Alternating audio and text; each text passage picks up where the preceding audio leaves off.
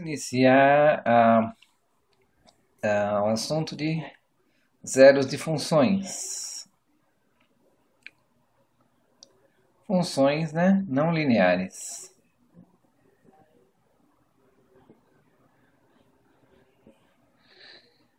Ou seja, a solução de equações, né, não lineares.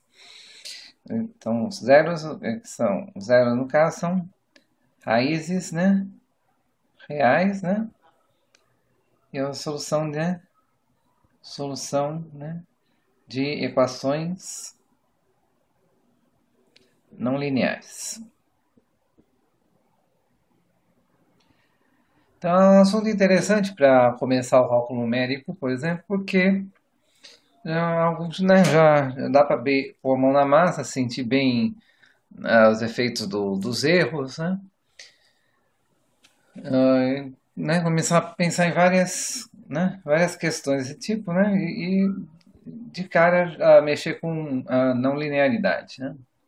Que é uma das principais funções do cálculo numérico. Então, que eu tenho uma função f de x igual a zero, né? Eu tenho uma função f de x, eu quero encontrar x, né? Então, para qual x, tal que f de x igual a zero. Então, essa é a minha questão. Né? Então, vamos lá um gráfico da função f, certo? Então, em geral, a gente vai assumir algum nível, né? Até um certo grau, aí, até uma certa ordem de continuidade, vai ter algumas considerações sobre a função f. E o que eu quero encontrar, né? Quando o y aqui for igual a zero, né? Eu quero encontrar qual que é o valor de x, né? Okay? X normalmente vamos expressar como xi, né? Que é a raiz, né? Então f de xi é o ponto em que é zero, né? O que a gente não sabe quem é esse xi, né? Em geral a gente assume que esse xi é conhecido. Né? É conhecido, quer dizer, é sabido que ele existe, né? Mas não sabe exatamente aonde. Outra coisa, a gente pode. Outra coisa que a gente pode convencionar é que a gente está trabalhando a função dentro do intervalo,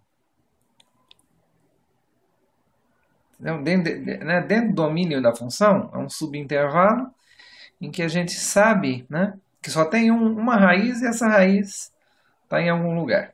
Okay? Como que eu consigo fazer isso? Estudando a função, né? Então eu posso pegar a função, ver que partes dessa função, peço a expressão da função e vejo em que partes dessa função é crescente, em que partes que ela é decrescente. Pego alguns valores da função, né? Vejo a concavidade, vejo se tem assíntotas, se tem singularidades, faço, né, todo o estudo do gráfico da função. E é uma das técnicas. Né? Tem outras técnicas para, né, delimitar onde se encontra a raiz. E aí a gente vai, né, conseguir definir um intervalo. Né? O que a gente quer é encontrar precisamente, né, com o menor erro possível, eu quero x, tal que x seja igual a esse xi, que f de xi é igual a zero. Ok? Então o x a gente vai melhorando, né? Certo? Então aqui a gente já pode aproveitar e já falar o que são métodos diretos, né? Então o método direto é um método que eu acho tem uma fórmula, né? Fórmula para x, né? Dadas as outras entradas, né? Do problema.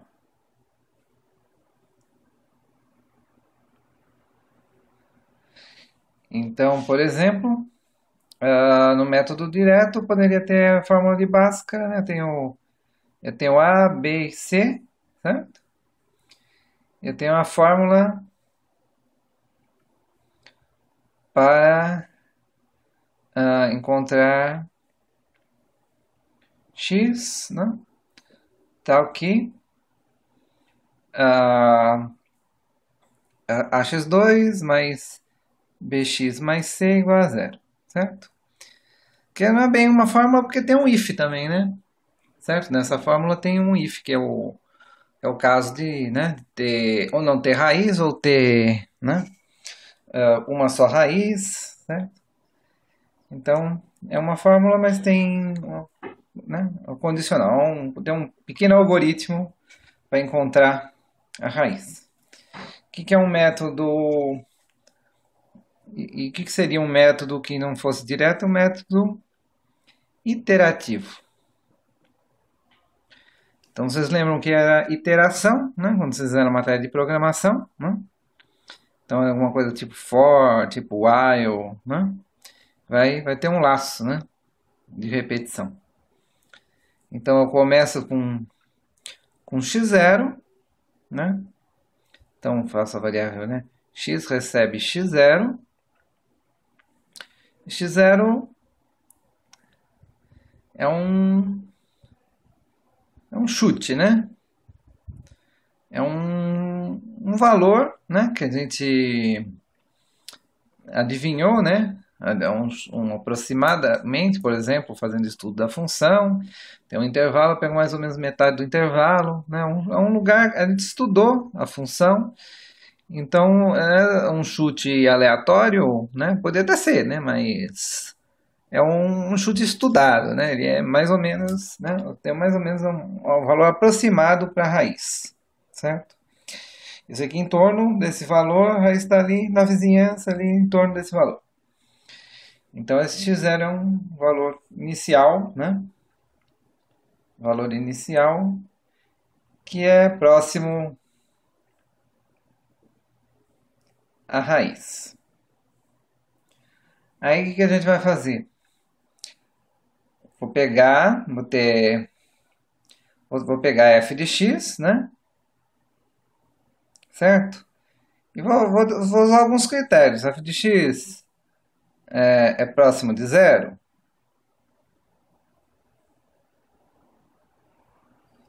Ou então, x é próximo de xi, que é o valor da... né? Eu estou próximo da solução? Na verdade, a pergunta é essa. A solução é suficientemente boa?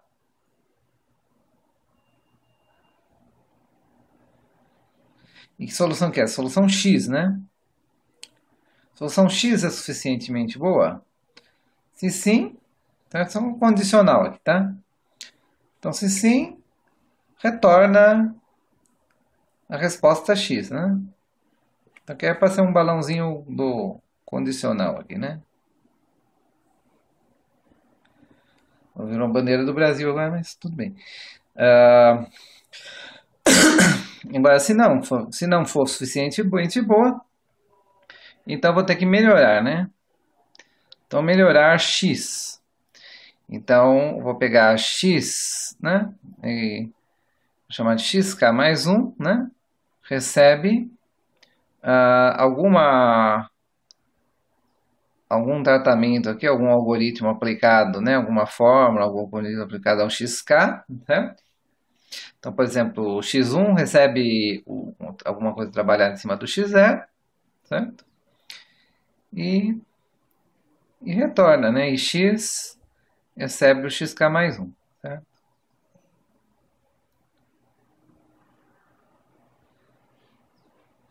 E aí a gente repete aqui.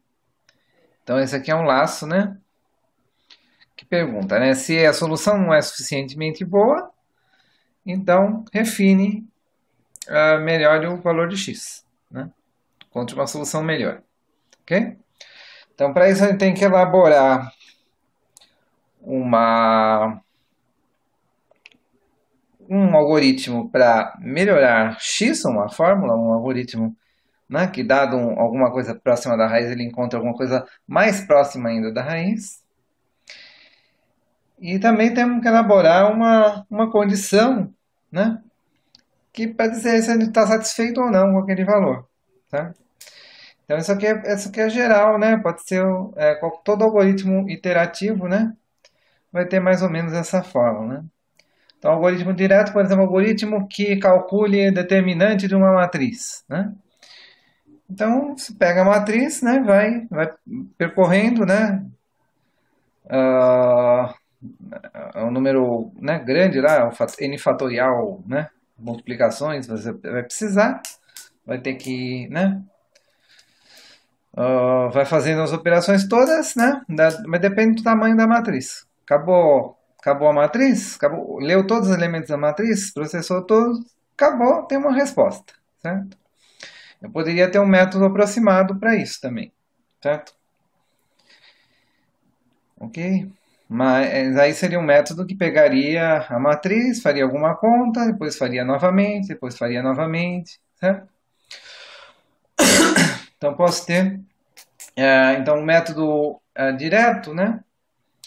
Ele é proporcional ao tamanho do problema, né? No método iterativo, né, cada repetição dele pode ser proporcional ao tamanho do problema. Mas o número de repetições, na verdade, vai depender, né, do quão rápido a solução está convergendo. Então, de forma geral, né, são essas duas maneiras principais de bolar algoritmos para cálculo numérico. Okay? Por que queremos resolver zero de funções, equações não lineares? Elas aparecem o tempo todo, né? Em engenharia, né? É só pensar em alguma coisinha mais complicada, né? E já aparece alguma fórmula não linear, né? Até o quadrático a gente sabe resolver de forma direta, até né? O cúbico a gente sabe resolver de forma direta. Usando a fórmula de Cardano, a fórmula de Bhaskara, né, para o quadrático, a fórmula de Cardano para a cúbica, né? Já é uma fórmula um pouquinho complicada. Mas depois disso fica muito complicado, e aí é melhor a gente delimitar, né?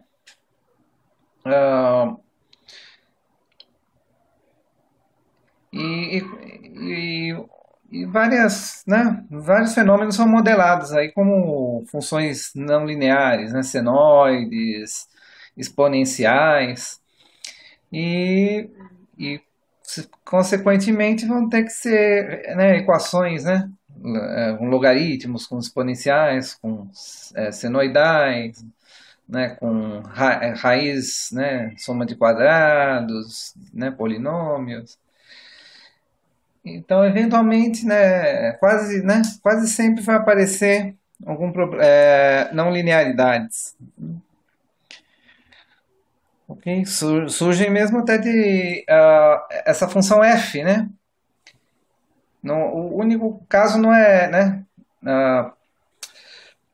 Essa função f, por exemplo, ela não precisa ser uma expressão matemática, né? Essa função f ela pode representar o resultado, ó, dado x, né? Qual é o resultado que eu obtenho, por exemplo, de um algoritmo? Então, eu só vou saber se eu aplicar o algoritmo, certo? Então, a soma de uma série, né, em função de x, dado x, qual que é o valor dessa série? E você quer achar o x tal que a soma dessa série seja zero. Não adianta, você não tem expressão para f. Você vai ter que aplicar o algoritmo. Outra coisa, o f pode ser totalmente experimental. Pode ser, você tem que efetuar um experimento para obter, dado o valor de x, você tem que executar um experimento para obter o valor de f. Então, se eu dou um chute para o x, eu acho que x é tanto, testo o valor de f, deu longe de zero, né? Mas não tão longe. Qual que é o próximo valor de x que é bom eu testar? Né? Então, eu entro num algoritmo iterativo, e eu vou repetindo o experimento, certo? E a gente pode entender também que o cálculo do valor de f que é o mais importante. Então, quando a gente vai calcular estimar o custo do nosso algoritmo, o que vai entrar é o número de vezes que a gente calculou f. É o mais importante, é o que a gente tem que diminuir, ok?